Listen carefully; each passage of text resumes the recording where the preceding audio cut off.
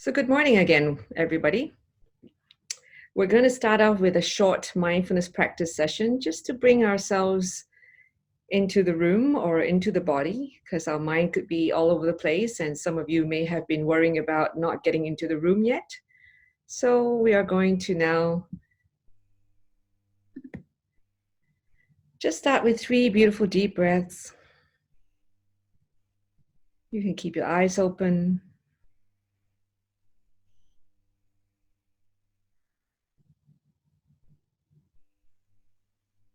Wonderful. And now closing your eyes and just checking into the weather of your mind at this moment. And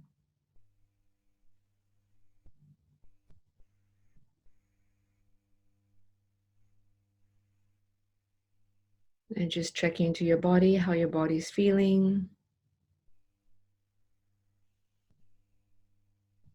And just be accepting whatever arises in this moment. Whatever your body's feeling. And whatever the weather is like up in the mind.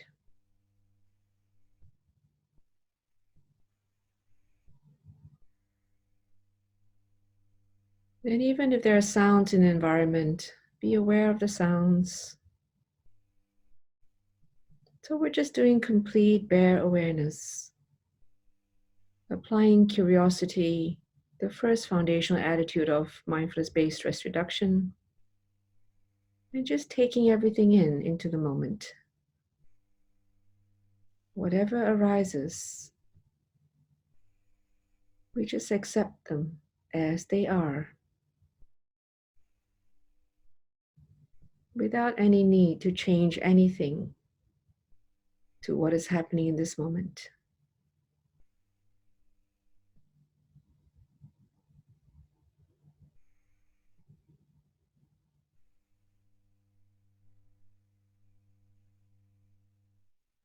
And just dropping into the breath, wherever the breath is. And just letting everything else go.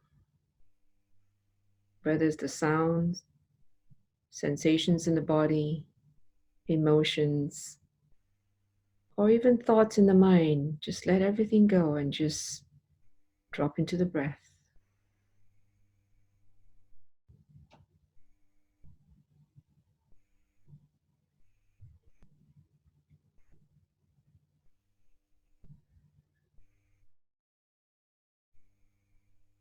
Applying curiosity now to your breath. How is your breath today?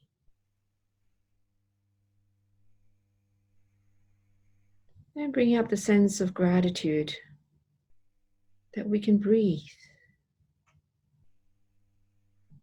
And the body is getting the most important food to stay alive. And that's oxygen.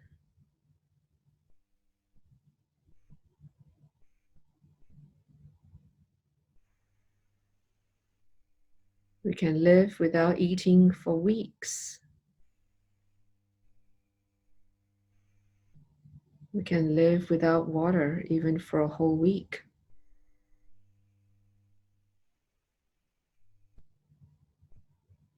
But we can't live very long, probably not more than 10 minutes without oxygen.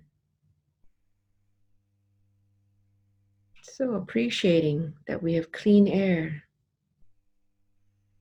and we can breathe through our nostrils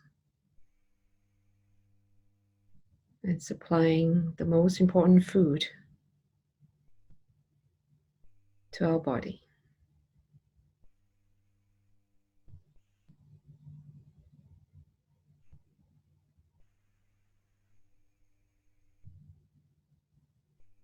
And now just focusing on 3 more breaths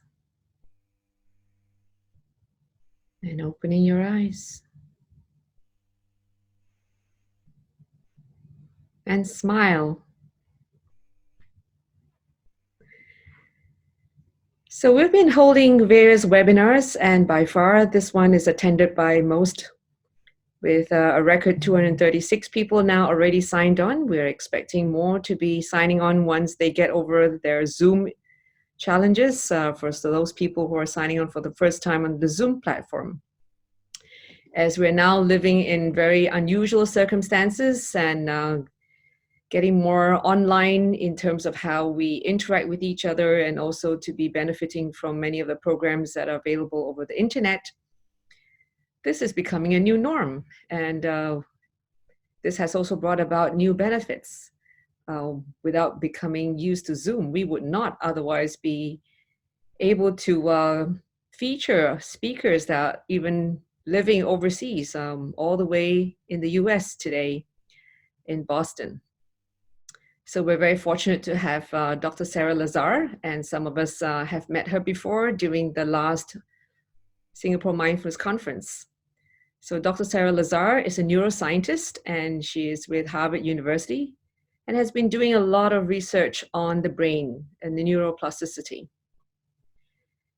She has, in fact, been quoted by many people in their presentations, including Dr. John Kabat-Zinn, showing the effects of what mindfulness does to the brain.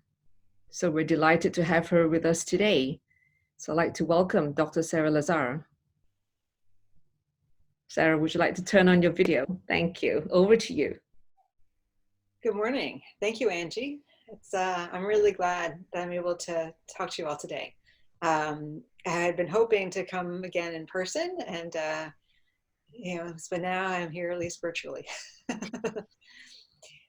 So I'm always. Last time I was there, I had a really wonderful time. I met a lot of really wonderful people, and I know some of them are watching today. So good morning.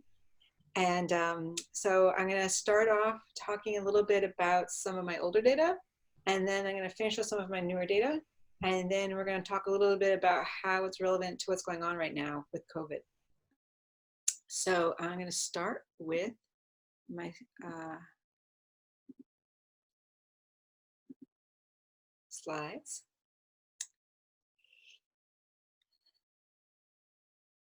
So I'll just start with a definition of mindfulness. I assume most of you know what mindfulness is, but I think it's always just good till we all get on the same page. So one of the most commonly cited definitions of mindfulness is by John Kabat-Zinn, and it's purposefully paying attention to experiences in the present moment in a non-judgmental way. And we see here this man and dog walking, and we can see that the man is thinking about, his job, his girlfriend, his home, all the things that are going on in his life, and paying no attention whatsoever to what's going on around him, to this present moment experience. Meanwhile, the dog is just aware of the trees, the sun, perhaps some nice smells. And this is what mindfulness is. It's just awareness of the present moment in this non-judging way. And I want to just take a moment to explain this non-judging, because I think that is the part of the definition that trips people up the most. Because there's this idea of, well, that means just everything's okay, right? And that, it's just sort of a, hey, everything's fine, no worries, no problem. And that's not really it at all. I prefer, instead of the word non-judgmental, I prefer the word equanimity. And equanimity, as the first part of the name implies, is this equality and balance. And the idea is that not that non-judgmental means indifference, but it's actually really deep caring and open, but non-reactive. And we're going to see that throughout this my talk today, this distinction between indifference versus non-reactivity. And so really, indifference versus non-reactivity, because it's a very important distinction, and it's really what sets mindfulness apart from some other forms of emotion regulation. Because again, it's not just that you're tuning things out and turning things off. You really want to stay open and present and caring, but in this non-reactive way. All right, so that was mindfulness. And as you saw, mindfulness can be done walking down the street. Mindfulness can also be done while doing the dishes, even while you're doing your work, even right now as I'm talking. And so sometimes people say, well, what's mindfulness? And there's meditation. What's the difference? So mindfulness is just this state, right? This awareness of the present moment. What mindfulness meditation is practicing that, because anyone can be mindful for a moment, but to be able to maintain that mindfulness throughout the day takes practice. So what mindfulness meditation is just that, where you just sit and you practice being mindful. So there's no mantra. The primary focus is the breath and breathing sensations. Could also be sounds or your posture. So just whatever's in your present moment sensory experience. And very importantly, you're not spaced out, you're not in a trance, you're not lost in thought. And so you're just very aware of right now, I feel contact with the ground. Right now, I hear a sound in the background. And I'm aware of all these, open, curious, but non-reactive, right? And that's, again, that key non-judgmental, equanimous attitude.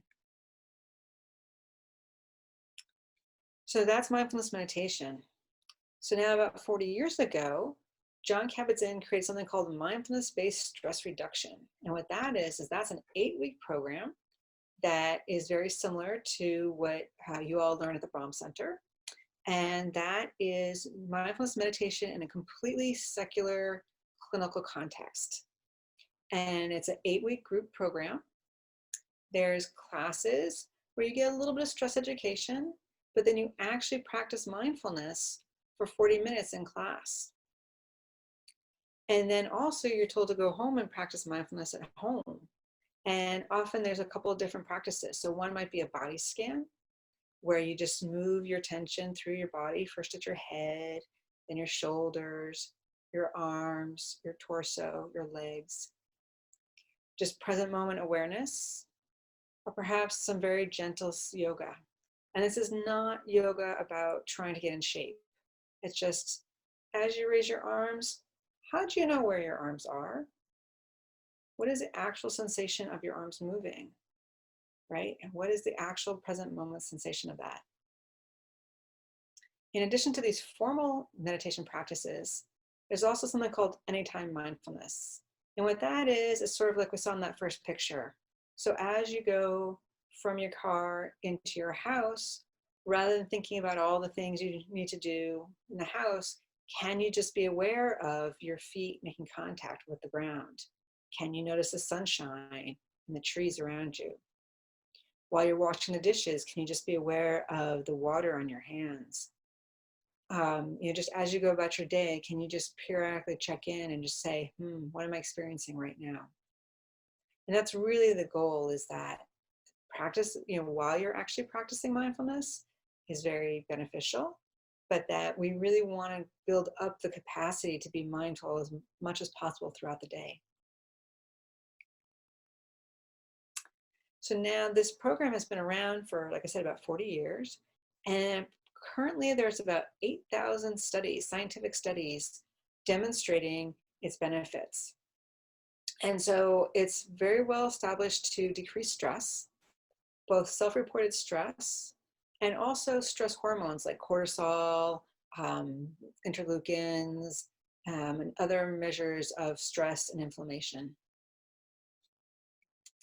It also reduces symptoms associated with depression, anxiety, pain, and insomnia. And I like to highlight these 4 because these 4 are so common.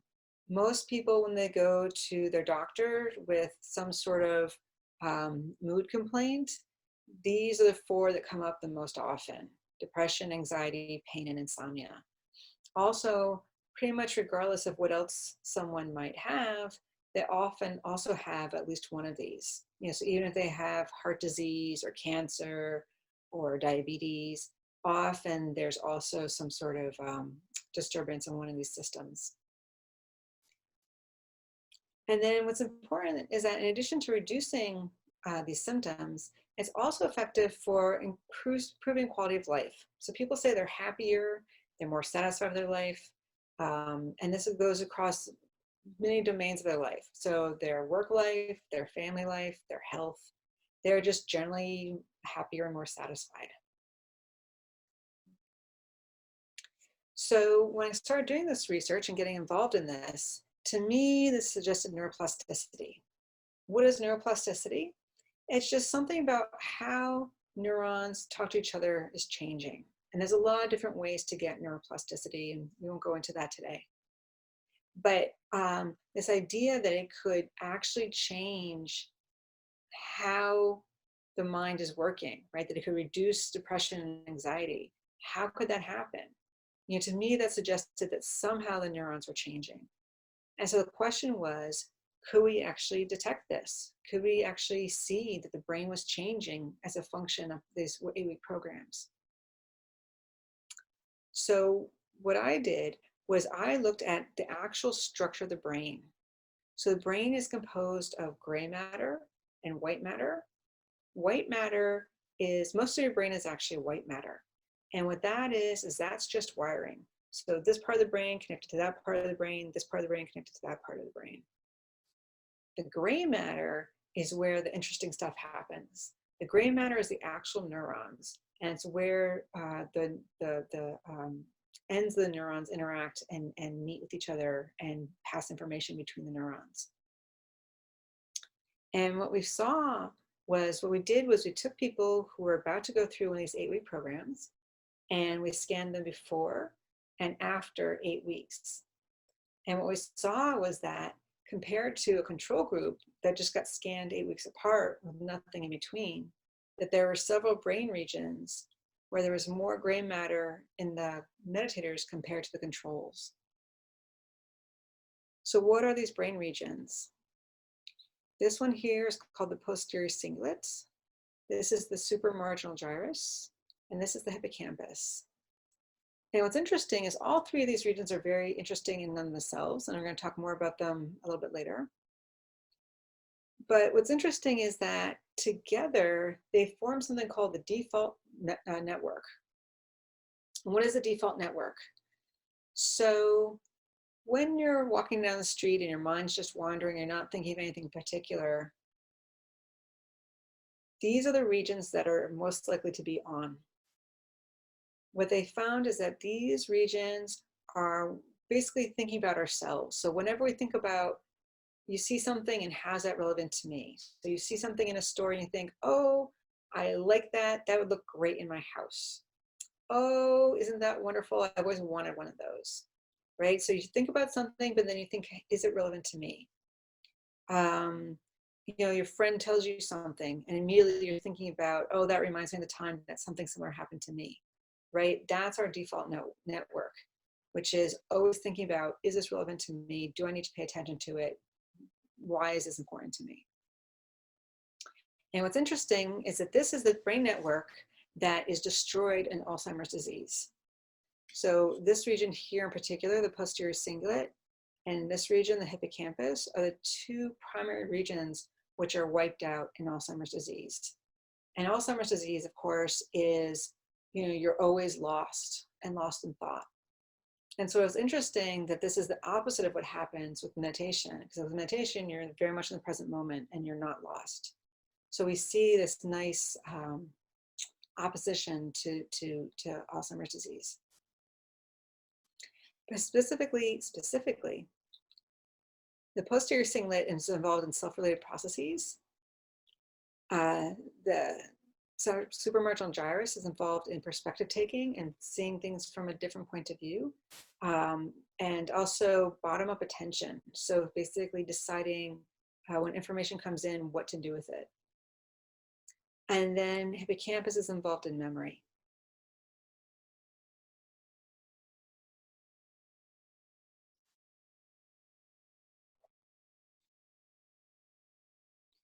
The other thing we found was that the amygdala, became smaller, and the change in the amygdala correlated with changes in stress. Now, the amygdala is the main part of the brain involved in fear and anxiety. And so this was really nice because there's been a lot of studies with animals demonstrating that with animals, this region actually gets bigger with fear in animals. And with fear in humans, it's getting smaller. And it's correlated with the change in the stress. So it's really nice that we have this nice correlation or a parallel with the animal research. And that's, I'm just going to skip to that. Okay. So now earlier I told you that it's associated with reduced symptoms associated with depression, anxiety, pain, and insomnia. And so now for the rest of the talk, I'm going to talk to you a little bit about the neural mechanisms of how mindfulness is good for anxiety and pain. And we're going to start with pain. So this was a study that was done by my grad student, Tim Gard, several years ago. So first, just a little bit of background. So this is the outline of this is a brain, right? This is the front of the brain. This is the back of the brain. Down here is your brainstem. So normally, if you have a painful input, say you get a little too close to the stove and you burn your finger, that unpleasant feeling is going to come in to your spinal cord. It's going to travel up the spinal cord into the brainstem. And then we then have two networks. We've got this blue network and this brown network. This blue network, that is a part of the brain that evaluates the actual sensory experience of the stimulus. So in the case of burning your finger, it would be the heat. Oftentimes there's maybe a stabbing or tingling sensation. And so it would evaluate sort of, what exactly you were feeling and how intense it was. The brown network is I don't like it, make it stop. Why does this always happen to me? Right? This is the judging part of the response. And the suffering. Often, at least in English, there's a phrase, pain and suffering. And there's this idea that's been very well established in the pain literature that there's pain and there's suffering and they are separate. And we see this really nicely here in this figure. So this blue network is the actual pain network, and this brown network is the suffering network. And what we see is that they don't always go hand in hand. There's people vary tremendously from person to person how they respond to pain. Some people, you can, if I were to go into, hit each and every one of you with the exact same poker, right? If I was to come in and, hit all of you in exactly the same way, some of you would be like, whatever. And other people are like, oh, don't do that. That was too much. And there's many different reasons for this. There's can be genetic reasons, how we were brought up to respond to pain, what our experience is with pain. But what's interesting is that often the blue network is very similar from person to person, but it's really the brown network that varies so much from person to person. So now what's interesting is that there are many different ways for controlling pain. So for instance, if, before I came in, hit you, I said, oh, look over there. And you looked over there and you weren't paying attention and I hit you, then, you would feel it, but it wouldn't be as intense. It would distract you. And often when people do that and they report less pain. I can also play with your expectation. So for instance, if you go to a doctor, sometimes the doctor will say, oh, this shot won't hurt a bit, right? And so or I say, oh, this is, it's not that painful, you won't feel anything. And if that works, people will report less pain. There's also many different ways to use a placebo. One of the most common ones, at least in scientific research, is to put a cream on someone's hand and say there's something in the cream that's going to dull the pain. And if the person believes you, you can, hit them or zap them some way, and they'll say, "Oh yeah, that hurt a lot." And then you put the cream on, and then you zap them again. They're like, "Oh yeah, no, I didn't feel that so much at the time," even though there's nothing in the cream, right? If they believe you, they'll actually feel less pain. And what's interesting is when all those have been studied in an MRI scanner, and all of them look the same. In all three of these cases, what happens is that this brown frontal network, the "I don't like it, make it stop," literally turns off the blue network. So you just don't feel it, right? So the information comes in and it comes up here, but then it stops and it doesn't move forward. And so you literally don't feel it because the part of your brain that's actually assessing the intensity and the tingling and the throbbing and the pain never gets a signal because it just gets shut off. So our question was, what about mindfulness? How does mindfulness work? So to do this study, we put people in the MRI scanner and we applied a very mild electric shock to their hand. Excuse me. And then we periodically zapped them with the zapper. And then they had them rate the pain at the end of the zapping phase. And what we saw is here. So the blue is areas where the meditators had more activity than the controls. And so I should say, so this was people who've been practicing mindfulness for many, many years compared to controls who had never practiced it before. And we see here, this is the front of the brain. This is the "I don't like it, make it stop" network. And what we see is, actually I said that wrong, didn't I? Right, okay, so sorry. So this area is, sorry, I got this confused. So these blue areas are where there's less activity in mindfulness practitioners compared to controls. So these are regions where you can see here. So these are the controls. These are the mindfulness practitioners. So first we did it in a normal state, and then we said, okay, now be mindful. So what we see is that in the normal state, there is, that's the blue, there's a certain amount of activity, but relative to the mindfulness state, the mindfulness practitioners turned off this region, that, "Oh, I don't like it, make it stop," versus the controls actually turned it on, right? It actually became more active in the control practitioners during the mindful state versus the normal state. And we had explained to them before they went in the scanner what mindfulness was. So now what about the other network, the blue network? What we see here, this is the insula. This is one of the main parts of just the sensory network. What we saw was that in the mindfulness practitioners, relative to just lying there, when they were mindful, it actually had more activity, versus in the controls, it had less activity. So basically in the controls were looking like the other forms of pain control, like a distraction and placebo. So basically they were turning on the front of the brain and turning off their sensory cortex, versus the mindfulness practitioners were turning off the front of the brain and turning on the sensory cortex. Now you might think to yourself, that doesn't make sense. How does that work? Well, let's think about the definition of mindfulness.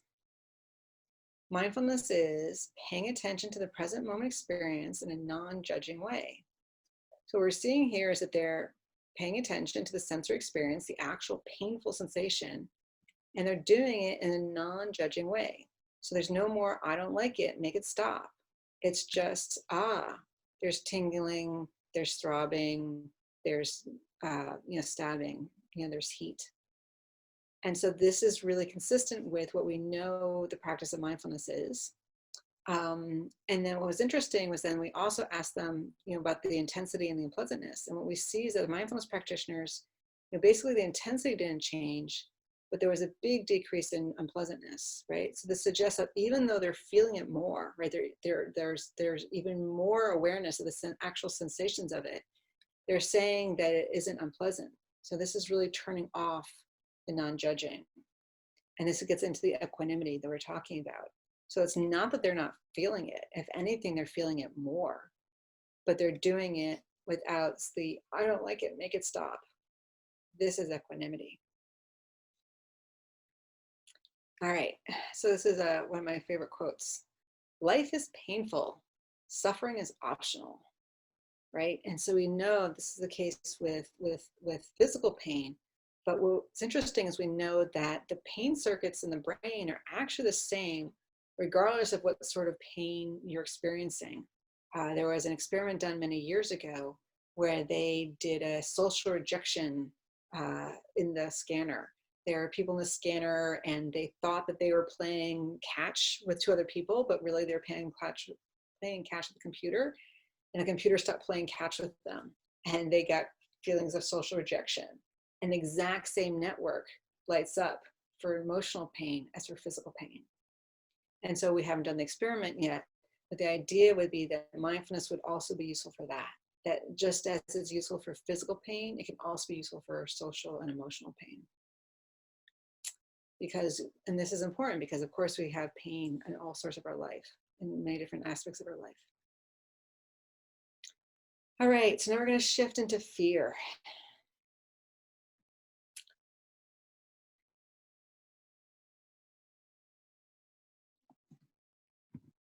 All right. So let's talk for a moment about exposure therapy. What is exposure therapy? So when people have anxiety and fear, and if it gets out of control and you go to see a mental health provider, one method for dealing with anxiety and fear is something called exposure therapy. And the idea is that often when there's something that we fear it so much that we can't face it. You know, that we block it out and we just, we can't bring ourselves to even think about it, right?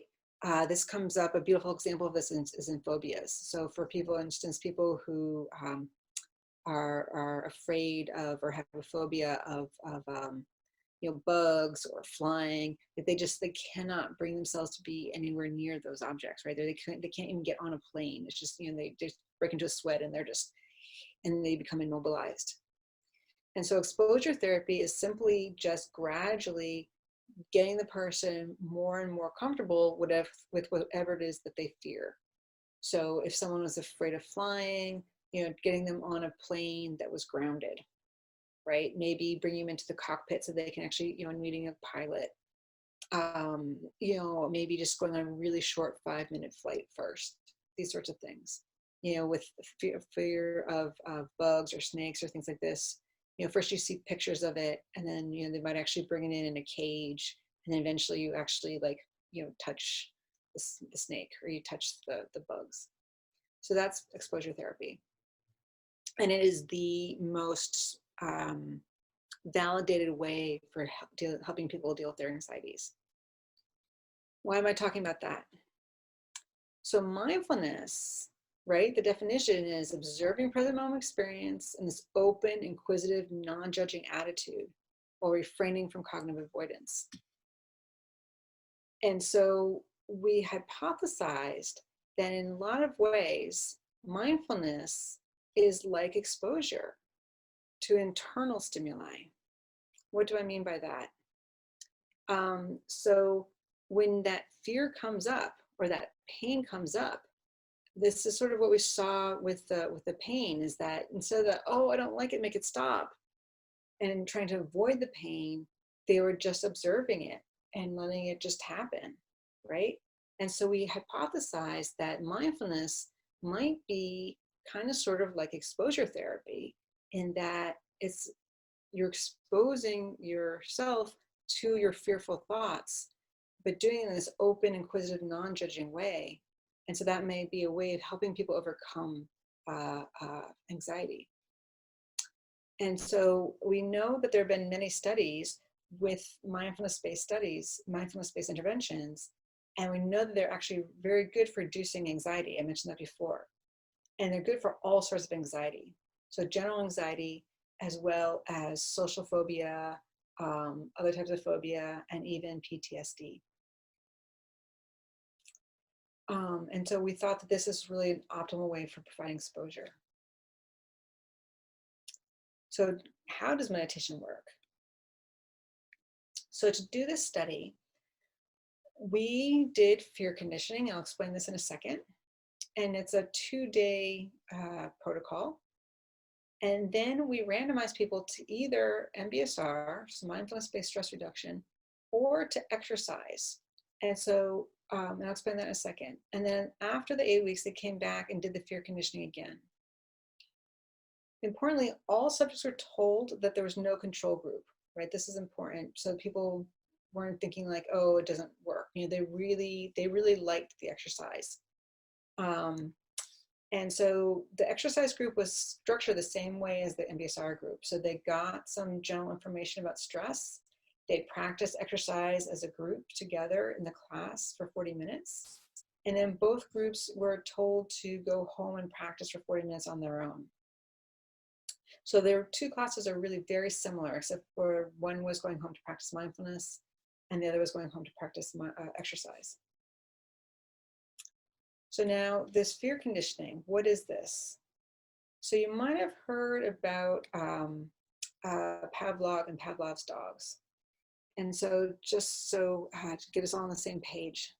So normally when the dog sees a bone, it drools, right? It salivates because, ooh, yummy, yummy bone.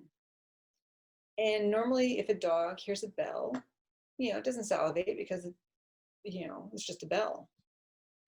But what Pavlov realized was that because he was ringing the bell the same time that the dog was getting fed. And one day he realized that the dog started drooling just when he heard the bell ringing. And lo and behold, he found out that if he just rang the bell without the bone, dog would still drool. So this is what conditioning is just learning that this stimulus that normally has no effect, when it's paired with something important, the bell takes on the same significance as the food itself. So now scientists, although food is a good way to get to learn this, it's a little hard to study. And so scientists working with animals did a twist on this. And instead of pairing food with a bell, they started pairing mild electric shocks with a bell. And then eventually people started doing this with humans. So, so this is what we were doing with people in the scanner. And what this is similar to the last study. It's a very mild electric shock. And I should have said this before. It's what we do is the people are able to choose their own level of shock that is annoying, but not really painful. So it's you know, it's just sort of like, ooh, that wasn't nice. So last study, we just shocked them. This time, in addition to shocking them, we also showed them a room with colored lights. And sometimes, to some of the colored lights, they got shocked, and to other lights, they didn't get shocked. And so then they learned that the blue light, they would get shocked to. So it looked a little bit like this. So on day 1, they would see 3 different colored lights. So the blue light and the red light, they would get shocks. To the yellow light, there would be no shock. That was the conditioning. Then they went through something called extinction. And what that is, they saw the blue light and the yellow light again, but this time there was no shock. So first they learned that the blue light meant they were going to get shocked. Then they learned that the blue light meant that they were not going to get shocked. They learned that the blue light was safe. They got no new information about the red light. So then we brought them back on day 2. And this time, again, they saw the blue, red, and yellow light. But this time, they weren't shocked to anything. And the question was, what happens when they see the blue light? If they remembered this, right? If they remembered that it was extinguished, then their response to the blue light should look the same as the response to the yellow light. If they forgot this, then the response to the blue light should look like the response to the red light. To the red light. So, right. So in this case, they would look like they were being shocked, and they were expecting the shock, and so they would tense up. Versus if they remembered this, they would look more like the yellow light. And so the idea was, okay, what happens with mindfulness? So we saw, and this was important, that both groups reduced stress. And this is important because it's very important. A lot of the early studies with mindfulness just compared mindfulness to doing nothing. So for instance, that first study I showed you with the brain changes, we compared it to doing nothing. But we really thought it was important that they both went through stress reduction. So the question was, is this just another way to reduce stress, or is it somehow different? So both groups reduced stress about the same. And importantly, the amount of home practice, both of exercise and mindfulness, correlated with changes in stress.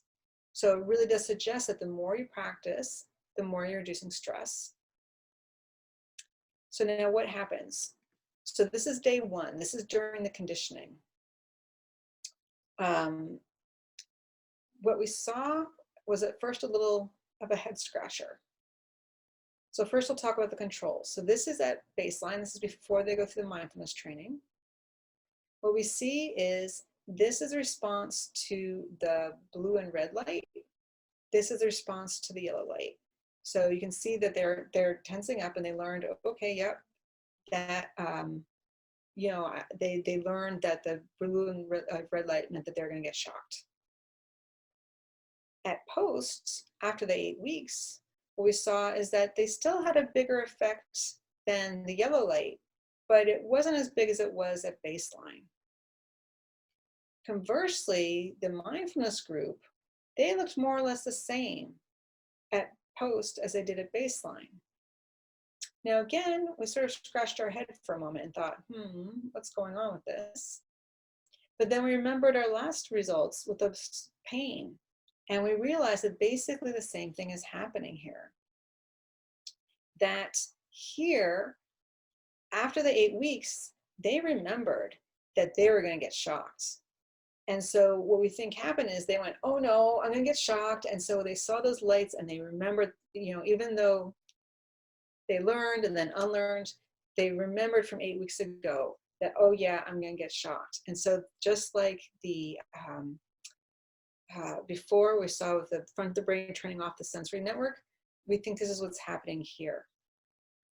Conversely, with mindfulness, they look the same, which suggests that they were still really feeling it. They're open, they're accepting, they're equanimous. And so there's no change in the response and the fear response to the pain in terms of the physiological experience. And what was interesting is that, I'm gonna skip that. So basically what we showed is that, okay, this is right, that this change correlated with stress reduction. What I mean by that is that the less that they changed, right, the more post looks like pre, the more stress reduction they reported. Versus here, the more different they looked, the less stress reduction they reported. So it really does suggest that this is what is beneficial, right? So being open to whatever is happening and not trying to defend yourself and not trying to get away from it. So now what about day 2? So if you recall, the question is, how's the blue light? Is it more like the red light, or is it more like the yellow light? And actually, we're not going to look at the light so much. So we're just looking at the brains this time. And the question was, okay, so what in the brain is active? And we saw is that the main region active was this region called the supramarginal gyrus. And if you might recall, that's one of the regions that we showed changed pre-post MBSR. So it looks like it's becoming more active. And this was during the, while they were seeing the lights. And if you recall, what the supramarginal gyrus does is it chooses what to pay attention to. And I'll talk more about that in a minute. And what we saw was that the more active this was, that was correlated with practice time. So the more people practiced, the more active this brain region was. So now we asked, the main reason why we did this was because of the hippocampus, right? Because this is really, it's a memory test, because extinguished memories must be remembered. And we know that people with anxiety disorders have difficulty remembering that the blue light means that they are not going to get shocked anymore, that the blue light means that they're safe. And so they typically, people with anxiety, their response to the blue light looks more like the response to a red light rather than to the yellow light. And we know that the hippocampus is important for retrieving those memories. And again, the hippocampus is one of those regions that we saw changing after MBSR. So what we saw is that in terms of the recall of the memory, that the mindfulness group, this p-value means that the mindfulness group was much better at it than the controls. So they were much better at remembering that the blue light meant they were going to get shocked. And so here you can see that in the bar graphs. So then we asked the question, sorry, my computer's overheating. We asked the question, who is the hippocampus talking to? And what we found is that the hippocampus in the mindfulness group was talking to this brain region. What is this brain region? That is a part of the cortex that represents the hand where the shock was placed. So it suggests that the hippocampus is remembering the hand. And so at first we thought it's the hand getting shocked, but remember this is day 2 when they're not getting shocked. And so what we think this is actually them remembering that they're not getting shocked. We also found that this region was less connected to the hippocampus. What is this region? This is a region of visual cortex. And we found that this correlated changes in anxiety. So the more this got turned off, the more anxiety reduction people reported. So what does this mean? So the way we're thinking about this is I told you that the supramarginal gyrus decides who the hippocampus pays attention to. And does it pay attention to outside information or inside information? And what we're seeing is that here, we believe what happened is that it told the hippocampus pay more attention to the hands, the actual sensory experience of it, and pay less attention to the visual stream, right? Pay less attention to the lights. And if you think about this, so what's going on? Imagine you were in the scanner, right? And so oftentimes when we're scared, we're looking around and we're trying to figure things out. And we're seeing these lights and we're trying to say, oh my God, what's the lights telling us? You know, red light, blue light, and trying to get information from the lights. And what this suggests is that with a mindfulness training, rather than focusing so much on the lights, instead they're focusing on their actual experience, the actual experience of not being shocked and of their hand and what's going on with their hand right now. Because that's what mindfulness is paying attention to what's happening right now. The lights may or may not give me information, but can I just be aware of what's going on and be okay with what's going on, regardless of what is going on out there? So now,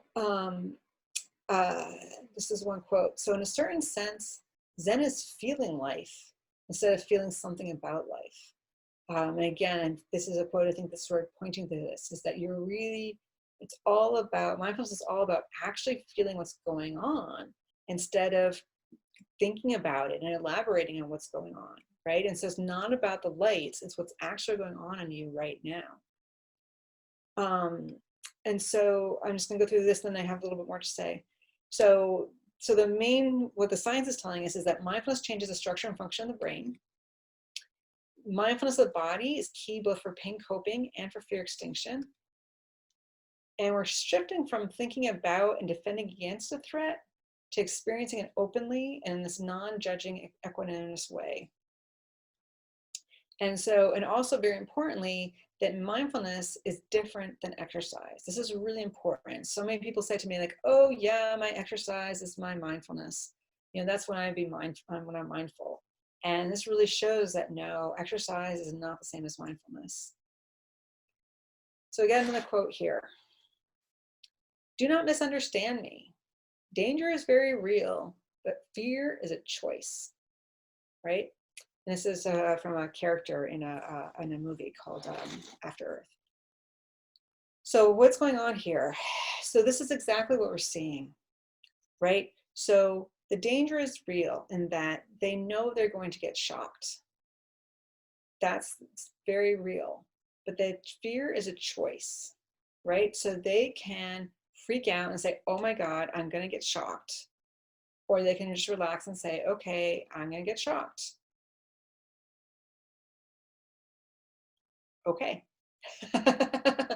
And can they just have this accepting attitude of it, right? They signed up for the study. They knew it was going to happen, right? They went through it at the baseline and at the pre-time points.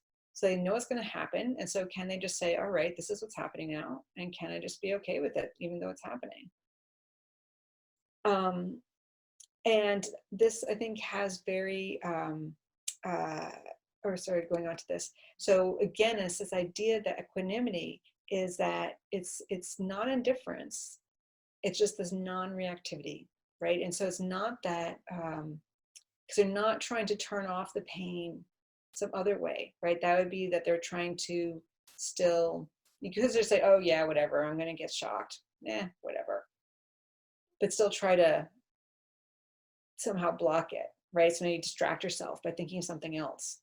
But they're not. They're really paying attention. We can see that from all the different bits of brain. We're seeing that they really are paying attention. So it's not that they're indifferent, they're not tuning out. They're really paying attention, but they're doing it in this non-reactive way. And so this has really important implications, I think, for what's going on right now with COVID. Because right now there is a lot of fear. And at least here in the States, there's huge arguments about, why should we be sheltering in place? This is crazy, and a lot of people are refusing to do it. And the question is, and there's a lot of fear. There's a lot of fear about what's going on. No one wants to get infected. And I think, again, this quote is very pertinent, right? So the danger is real. COVID is real. It's extremely likely that if we're not careful, that we will get infected and that we can infect others. But fear is a choice. So rather than taking precautions and using the mask and using the gloves out of fear, can we do it out of care for ourselves and for the people around us who we love, right? And so instead of, so it's highly likely that all of us will at some point contract COVID. Most of us won't have much of a reaction. Hopefully, most of us will not have most of a reaction. But even if we don't have any symptoms, we can pass it to others. So can we, out of care and concern for ourselves and care and concern for others, can we wear the mask and wear the gloves and try to be careful and, stay at home? And that's really what it's about, is living with concern, with care, but without fear, right? Because if we get infected with COVID and if, we have a bad reaction to it, there's nothing we can do about it. So we can prepare for it, but can we do it without this intense fear? And so this quote from Joseph Goldstein is how I'll finish. He says, anything can happen anytime. We can be going along just fine in our lives, and suddenly there's an accident, an illness, or some dramatic change in the conditions of the world. Some people may hear anything can happen anytime and think, oh, that's depressing. But rightly understood, it's not depressing at all. It's freeing, because in understanding this, we are not living in delusion. We're not living in fear. The mind relaxes, lets go of fear, and is much more open because we acknowledge the truth of change rather than deny it. And I think this is just really beautiful. You know, of course, we all want to be happy and healthy. We want our lives to be going on more or less as they are now. We definitely don't want things to get worse. But the truth is, we can't control it. Something can happen at any time. And so can we just be open to whatever that's going to happen? And with that, I'll say thank you. And I think we have some time for questions. Thank you, Sarah. That's really beautiful. And, often people say, what would you like to do with more time if you could shift the time that you have? And many people would say, I'd like to spend more time with my family. And now people are spending time with their family, but they're not necessarily enjoying it. Exactly. So, do people really understand what spending more time means? And how to be really present with the people that you supposedly want to spend more time with, instead of always thinking ahead of what it should be and how they should change and always going to the future. So thank you for that wonderful reminder. Yeah, now, I know you have a couple of poems that you'd like to share. Would you like to read them now? I can do that, yes. Yeah, because I thought that's beautiful.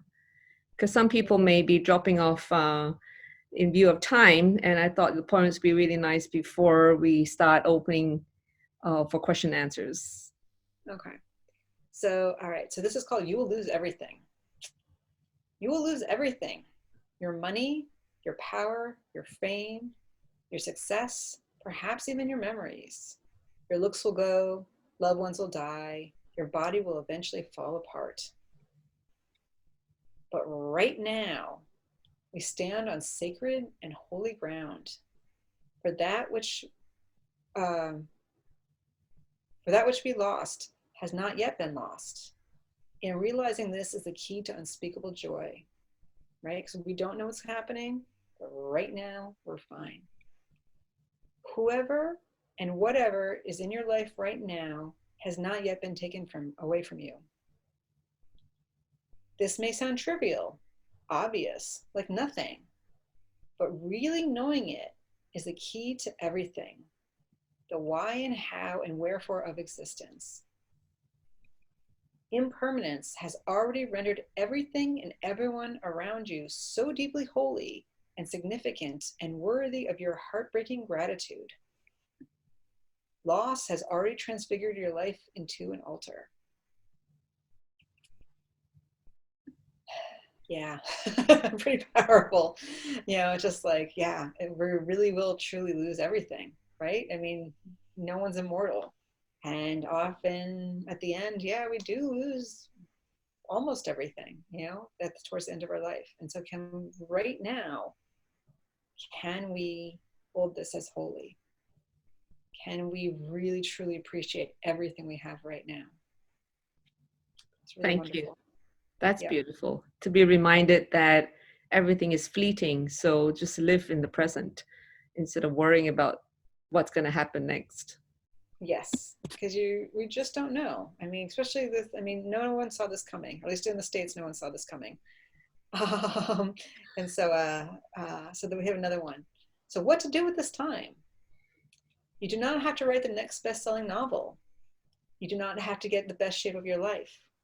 You do not have to start that podcast. What you can do instead is observe this opportunity, this pause. The same systems we see crumbling in society are being called to crumble in each of us individually. What if we became curious with this free time and had no agenda other than to experience being? What if you created art for the sake of creating? What if you allowed yourself to rest and cry and laugh and play and get curious about whatever arises in you? What if our true purpose is this space? And again, this is sort of what, Angie was saying, that, each of us always crave quiet time and alone time and, time with family and, the weekends. And for a lot of people, it's been one very long weekend and it hasn't necessarily been pleasant. But can we do that? Can we just see? I feel like often we're just so busy all the time with the same old routine, same old routine, same old routine. And so we have this opportunity to step back and examine the routine and sort of, because we're being forced to change our routine so much, can we see where those little, the sand, the irritants in our routine is, and can we sort of let go of that and just see and experience what's going on right now and create new routines and new habits and new attitudes. And that's really what mindfulness is all about, is I'm gonna stop sharing a second, is really seeing that, every day. We can be mindful of what's going on around us, about the trees and the sun and the smells. But mindfulness for me is also very much becoming aware of what's going on inside me. So as I'm walking outside and noticing the trees, noticing, oh, when I notice the trees, I just feel so much lighter. Mm-hmm. Right? And then when I think about COVID, I do this. And noticing, and then my thoughts start to race. And, so can I sort of step back from them and say, okay, those are just crazy thoughts. And really, this is really how mindfulness has transformed me more than anything. It's been, watching the breath is good and being aware the body is good, but noticing the thought patterns in relationship to the different stimuli in my life, that is for me where the real juice is, because you start to see the habits and the conditioning. It really truly is conditioning. Oh, it's Monday, gotta go to work, right? And that's just a habit. So can we sort of notice those conditionings and develop a completely new relationship to them? Thank you. Yeah.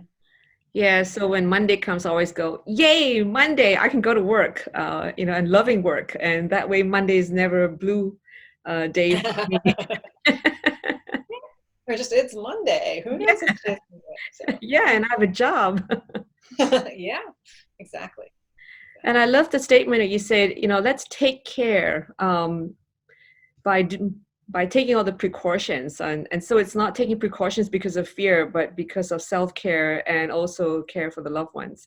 And I think that shift in the motivation really just changes the entire experience. Yeah, it really can. It really, really can. Yeah. Because sometimes people like, oh my God, well, if I'm not fear, well, then what? So I think it's really important to remember, okay, so always find the care, the connection. That's always the answer. And so it's like, oh my God, how can I be anything other than frightened? How can I be anything other than, depressed? How can I be anything other than, whatever you're feeling? Look for the care and connection. Yeah, I think that could be applied to as well in supporting our kids through their learning journey out of care instead of out of fear. And, the results could be the same or even better because they know that, mom or dad wants me to do well so that I would be independent and I could have a good life rather than fearful that I'm going to fail.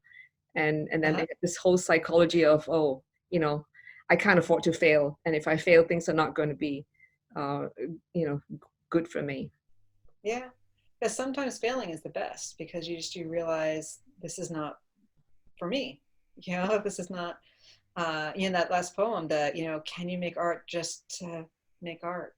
Yeah. Not to sell, make money, not to impress people, but just because, hey, it's fun. And I think that's, can you just study something because you're curious about it and interested in it? And as a scientist, do you have lots of experiments that fail before you have experiments that really work? I mean, what has your journey been as a scientist?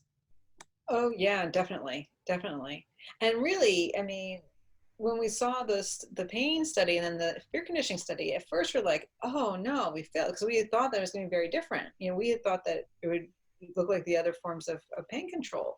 So we thought we had lost, had failed. But then when we thought about it and realized, it was just like, oh, no, this is actually much, much better. That the answer was, the beauty of it was because this is the science just tells you what is, and then you have to understand it. And so then we understood it, and she's like, oh yeah, this is really beautiful.